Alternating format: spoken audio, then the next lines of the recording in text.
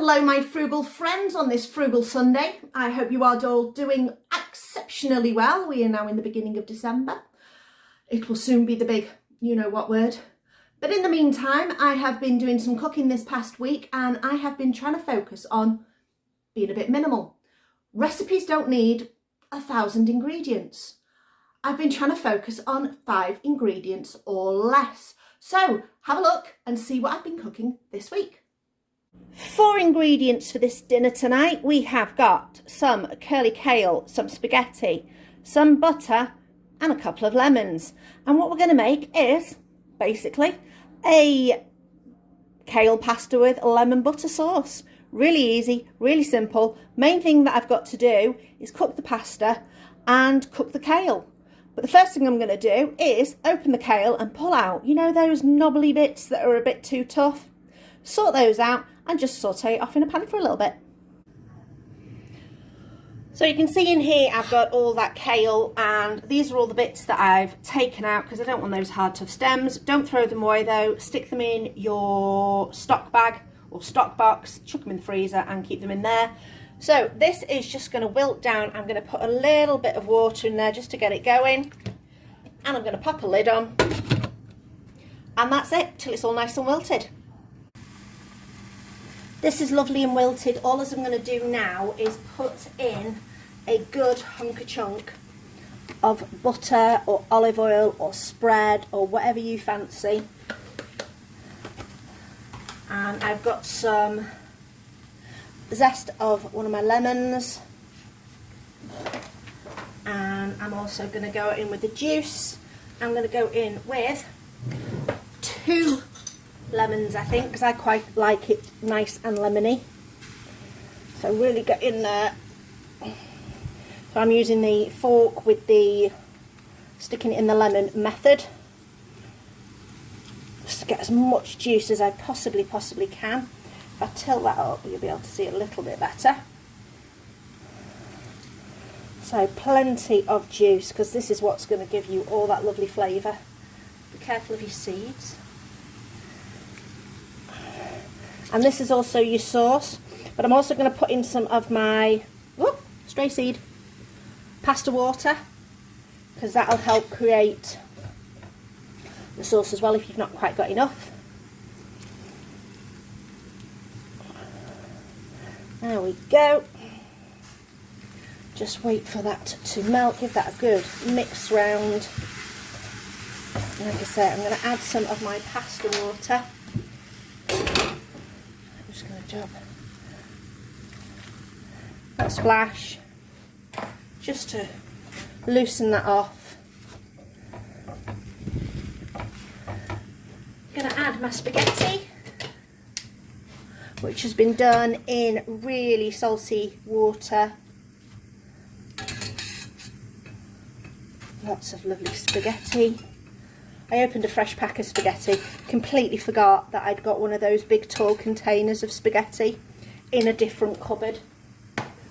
And so now we've just got, I think, 3 open packs of spaghetti. There we go. If you wanted to add other veg to this, you could. I'd probably stick to some lighter veg. I won't put mushrooms in with lemon butter sauce. It doesn't quite go, I don't think. So let's have a taste.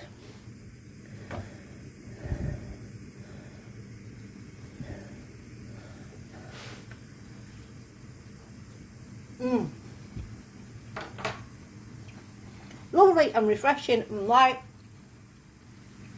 Oh, the lemony's absolutely gorgeous. So that's my 4 ingredient tea for tonight. Tonight's tea is 4 ingredients basically. It would be a little more if I didn't have this soup, but this soup is a plant protein. I got it on a reduced offer. Moroccan chickpea and bell pepper soup with beans. So there is plenty of nutrition and ingredients in there. So let's have a quick look. We have got tomatoes, vegetables including green peppers, carrots, haricot beans, onions, all the good stuff. Sam's plan. So that's going to go in. Going with one of my jars of tomatoes. These are just my cherry tomatoes. You could just use a can of regular tomatoes. We have some bread because we're going to use that for dunking, and we have some eggs. These I bought off a friend of mine because she has her own chickens, which is really, really lovely. So I know these have been looked after very, very well. And that is basically it. And it's going to be a bit of a like, I think, is it a shakshuka? Basically, it's like a tomato-based stew with eggs in. It's going to be really tasty. So in this pan, all we are going to do is turn the heat on. If we were making this without the tin of soup, I would go in with some onions and peppers and I would saute those down. Then I would throw in a tin of beans, whatever beans you particularly like. You could even go for a tin of baked beans. So in here, so this has got some quite nice spices in it, so we're going to go in with that. Make sure to use the spatula. There we go, don't waste anything. And then go in with my beans, not my beans, my tomatoes. Lovely and fresh from the garden. And basically all you're going to do is heat this up. The good way, well, there's two ways of doing this now. What you can do is you can heat this up, use a pan that is suitable to go into the oven, and you can crack your eggs, make a little well, crack your eggs in wherever you want them, and then pop them in the oven. We're not using the oven because we know ovens are costing us a fortune to use at the moment. So what you can either do instead is, once this is hot through, is just either fry or poach your eggs and then place them in, which is what we're going to do. Excuse me. So we are just going to heat this up and then get on with our eggs. So we're going to attempt to poach our eggs today. I've gone for a wide pan for these eggs. These eggs look great, but this is where you can tell they come from. Look at the size difference of these. Bless them. And, you know, not cleaned or anything. Fresh from the chickens. So we're going to go for the bigger ones. I have put a little bit of vinegar in there. So, oh, let's see how these turn out. So, one. Ooh.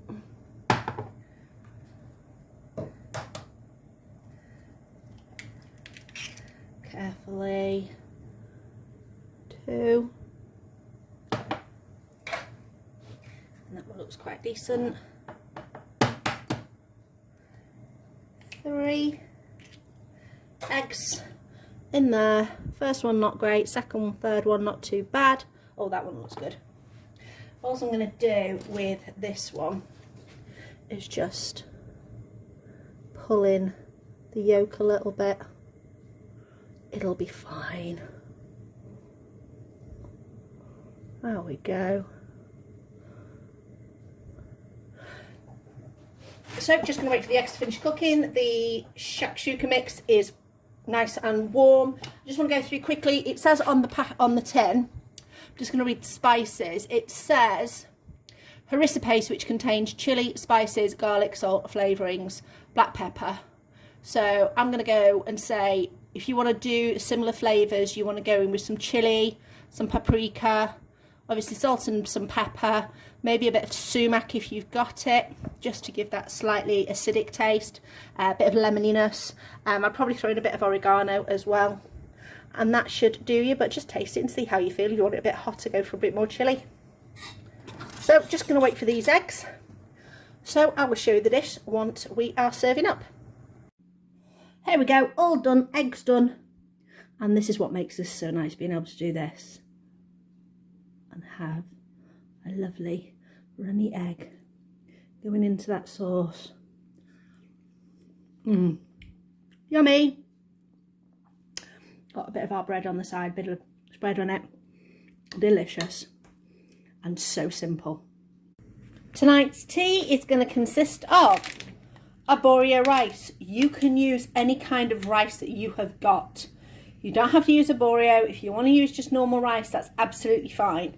You might not get quite the creamy consistency, but it is fine. bit of stock. This is vegetable bouillon that I got from Unicorn Grocery. Onion, mushrooms. Pretty much that is it. So all I'm going to do is I have got a little bit of butter, spread, oil in a pan, heating up. I'm going to dice my onion, I'm going to slice my peppers, I'm going to get that going, and then we'll go from there.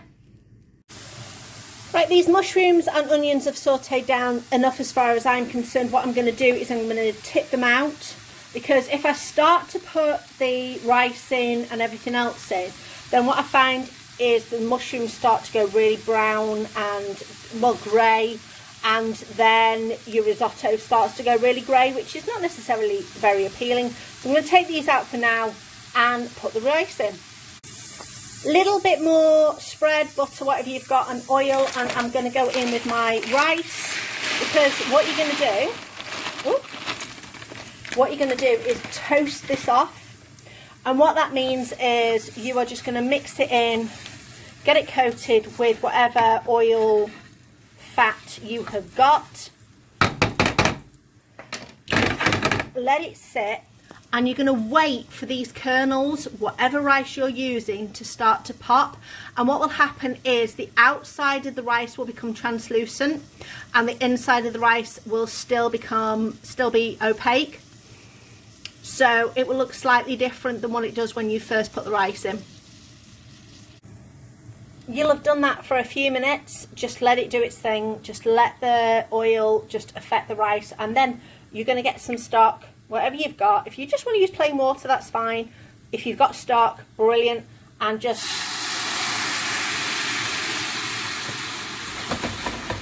let it sizzle. Now, if you watch all these frou-frou chefs say, and you've got to stir it constantly. Oh, stir it, stir it, stir it. No, just leave it to do its thing. As long as you don't leave it alone too long, just come back, give it a little bit of a stir every few minutes. Do whatever you're doing, give it a shake. You will absolutely be fine. Just don't let it go dry before the rice is cooked. That is the main thing.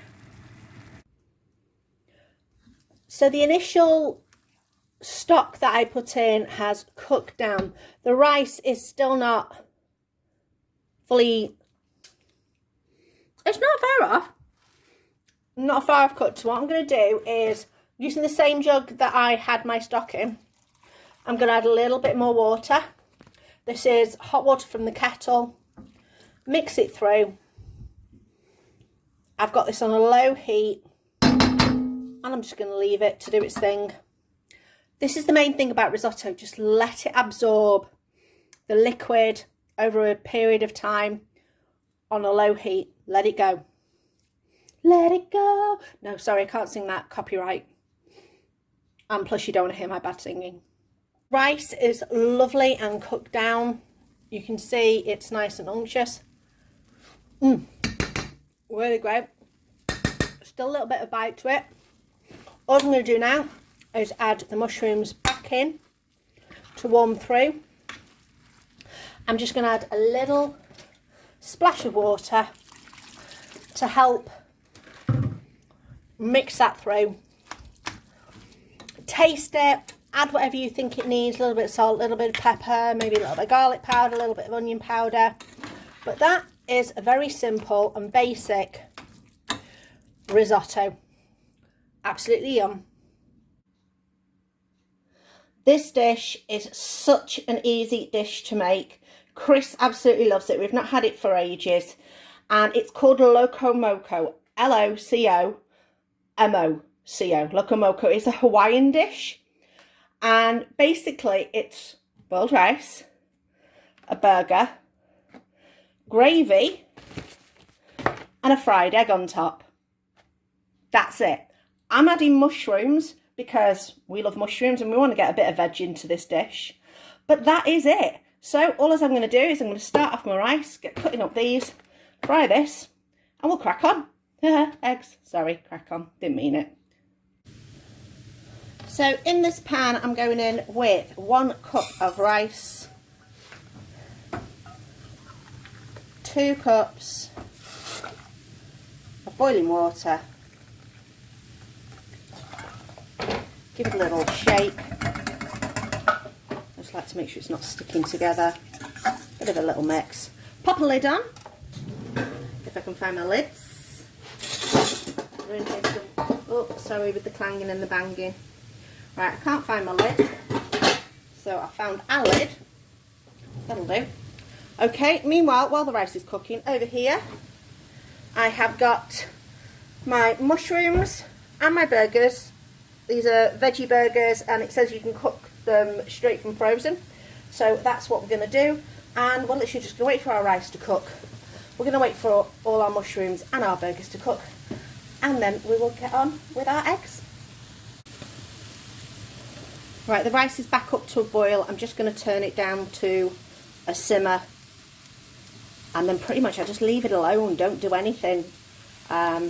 Just let it cook until near enough all the water has been absorbed.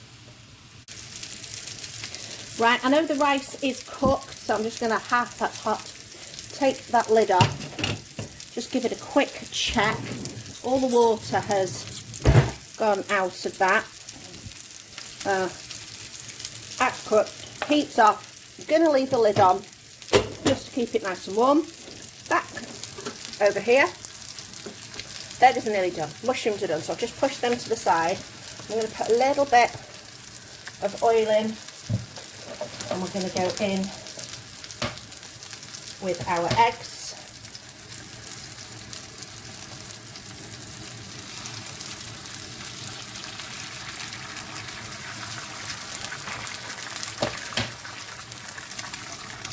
We're going to have 3 eggs, 2 for Chris, 1 for me.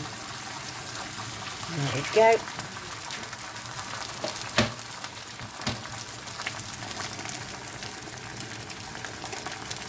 And then the last thing I've got to do is just make sure the kettle water is hot enough for me to make my gravy, and then we can compile everything. Right, rice is down. Did make a little bit more rice than I needed, but it's always good to have extra rice. Burger on. And mine.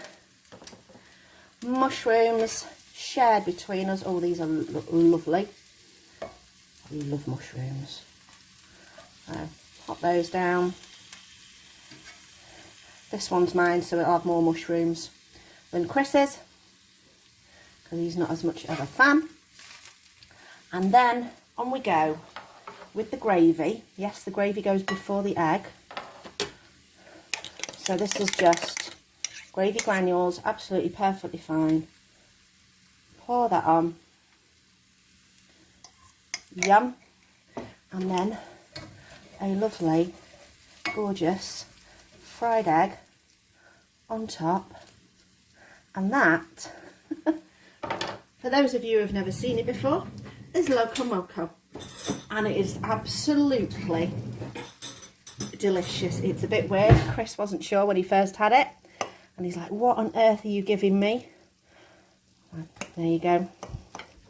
Really, really, strangely, especially when you bust that egg, really good. Let me know in the comments if you have got some strange food combinations that just work. If you can hear the noise in the background, it's Smarty. He knows there's food around.